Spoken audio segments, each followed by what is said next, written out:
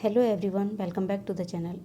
आई hope आप सभी ठीक होंगे और आपकी तैयारी सबकी बहुत अच्छे से चल रही होगी। आज का वीडियो है संविधान के ऊपर। संविधान के मोस्ट इम्पॉर्टेंट क्वेश्चंस को मैंने शामिल किया है। आगे 2-3 वीडियो आपको और मिलेंगे संविधान के ऊपर। टोटल 100 क्वेश्चंस का मैं एक ऐसे वीडियो बना दूंगी 3 या 4 पार्ट में, जो क्वेश्चन बार बार पूछे जाते हैं और उन्हीं में से घूम फिर के संविधान के क्वेश्चन जो हैं आते हैं। इम्पॉर्टेंट टॉपिक है, हर पेपर में पूछा जाता है, चाहे आप किसी भी सरकारी नौकरी का कोई भी पेपर दे रहे हों। संविधान के 1, 2 से 3 क्वेश्चन तो आने ही आने हैं। कभी कभी 4 क्वेश्चन भी आपको संविधान के पोर्शन से मिल जाते हैं।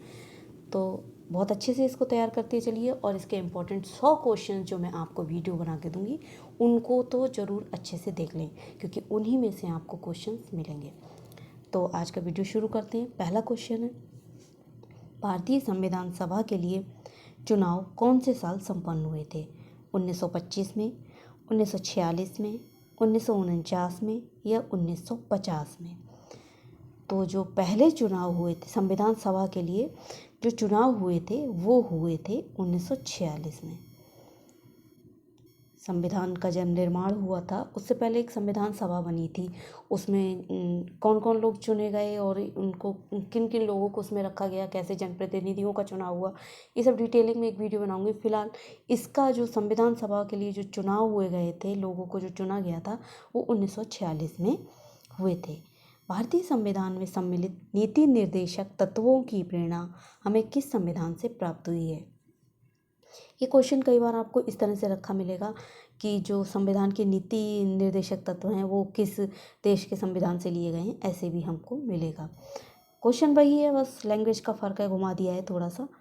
तो इसके ऑप्शंस में अमेरिका, आयरलैंड, फ्रांस या फिर ऑस्ट्रेलिया। इसका सही ये जो है आंसर है, ये है आयरलैंड। आयरलैंड के संविधान से लिए गए हैं नीति निर्देशक तत्व। अगला क्वेश्चन है, भारतीय संविधान का मूल अधिकार इनमें से कौन से संविधान से प्रेरित है? अमेरिका, स्विट्जरलैंड, यूके या सोवियत संघ?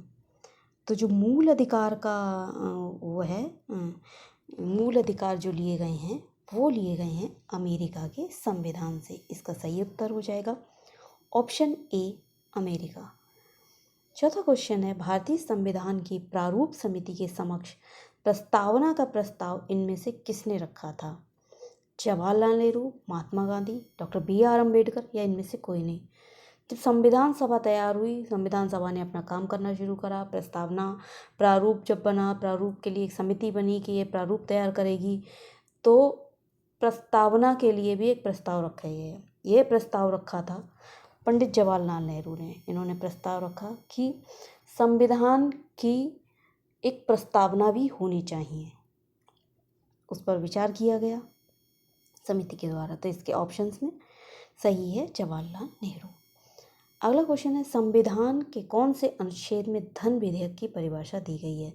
अनुच्छेद 103, अनुच्छेद 109, अनुच्छेद 110, अनुच्छेद 124।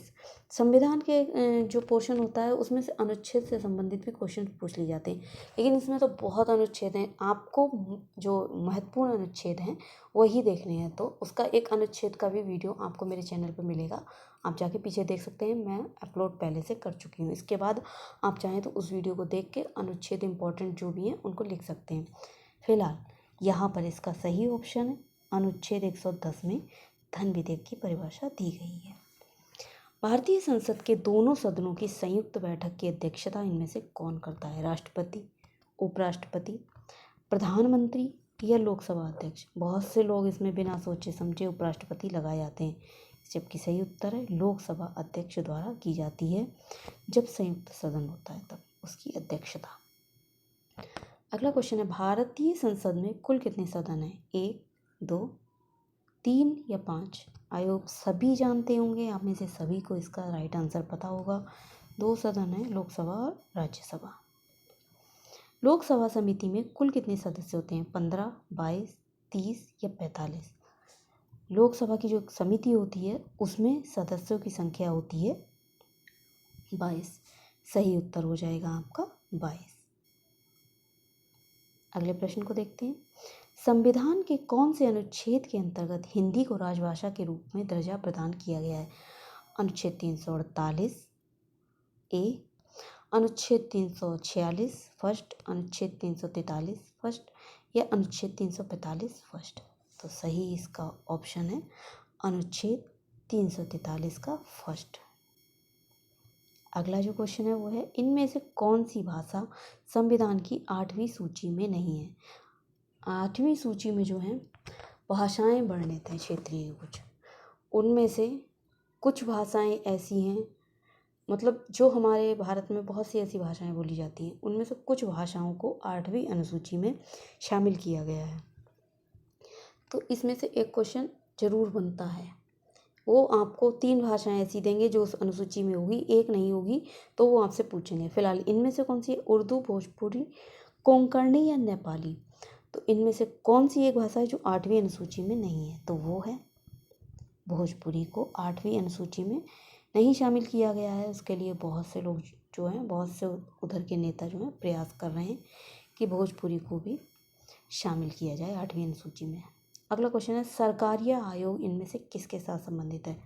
उच्च शिक्षा से, शेयर घोटालों से, केंद्र राज्य संबंधों से या नदी जल विवादों से। सरकारीय आयोग जो है केंद्र राज्य संबंधों से संबंधित है। ये आयोग बनाया गया था, इस आयोग ने की कमेटी ने अपनी रिपोर्ट दी थी, और ये आयोग इसलिए बनाया गया था कि केंद्र और राज्य के मध्य जो है संबंधों में समन्वय बन सके, उनकी योजनाओं का सही रूप से क्रियान्वयन हो सके, जो भी पैसा सरकार के द्वारा केंद्र सरकार से दिया जाता है राज्यों में व्यवस्थित रूप से पहुंचकर उसका सही जगह निर्माण कार्यों में उसका उपयोग हो सके। इसके लिए यह था कि केंद्र और राज्य के मध्य संबंध बेहतर हो, इसके लिए एक आयोग बनाया गया था जिसे सरकारी आयोग के नाम से जाना जाता है। संविधान की कौन सी अनुसूची में क्षेत्रीय भाषाओं का उल्लेख किया गया है? 7वीं अनुसूची, 8वीं अनुसूची, 9वीं अनुसूची, 10वीं अनुसूची। इससे ही रिलेटेड क्वेश्चन अभी कुछ देर पहले हम लोग डिस्कस कर चुके हैं कि क्षेत्रीय भाषाएं हैं कुछ जिनको संविधान की 8वीं सूची में रखा गया है, उससे संबंधित क्वेश्चन पूछा जाता है। एक भाषा ऐसी पूछी जाएगी जो उसमें नहीं है। तो इसी से रिलेटेड एक क्वेश्चन और आ गया है कि जो वो क्षेत्रीय भाषाओं को उल्लेख है वो कौन सी अनुसूची में है। आई होप आप सभी को पता होगा, कोई इसमें किसी प्रकार की शंका नहीं होगी कि 8वीं अनुसूची में इन भाषाओं का उल्लेख है। जो भाषाएं हैं क्षेत्रीय वो 8वीं अनुसूची में हैं।